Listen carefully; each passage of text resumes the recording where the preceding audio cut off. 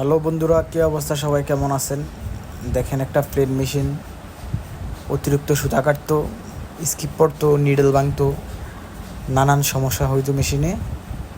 এই যে মেশিনের হুক খুলে হুকটা হালকা সিরিজ কাগজ দিয়ে ঘষে ঠিক করে এই যে দিলাম। দেখেন, আপনারা দেখতে থাকেন।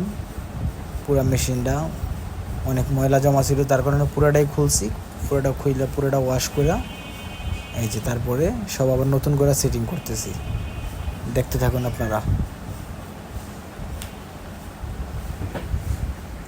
এই যেটা হচ্ছে হুক ফিঙ্গার, যেটাকে অনেকে হুক গাইড বলে,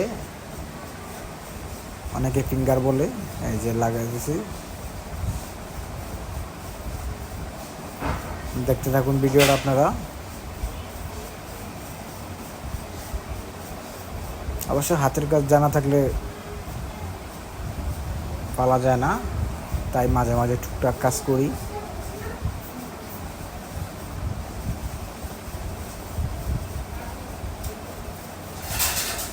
আমি যে মেশিনে কাজ করি খুব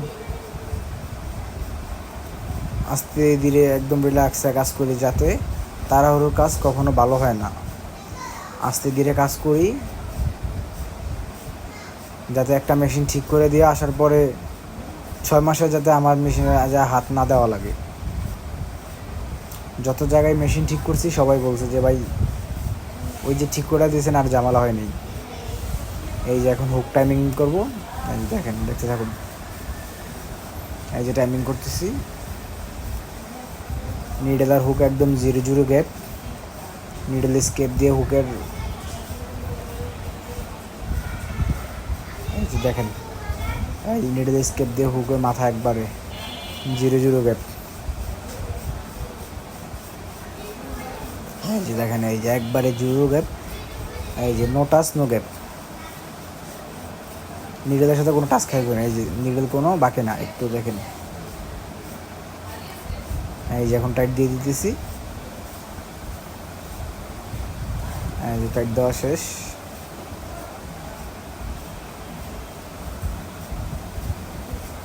এই যে এখন হচ্ছে আমরা যেটাকে অনেকে দাঁত বলে, অনেকে বেশিরভাগই এটা দাঁত হিসাবেই মানুষ বলে, যে দাঁত ক্ষয় হয়ে গেছে বা এটাই বলে। এর নাম হচ্ছে ফিড ডগ।